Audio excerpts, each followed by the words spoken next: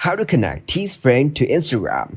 In this tutorial, I'm going to show you how you can increase the social reach of your Teespring store. First, go to teespring.com in your web browser. Click on Stores from the dashboard.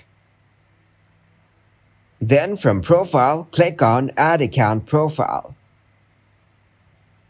Select the option of Instagram from the given list. Now open up Instagram in a new tab. Here click on Profile. Copy the URL of your Instagram profile.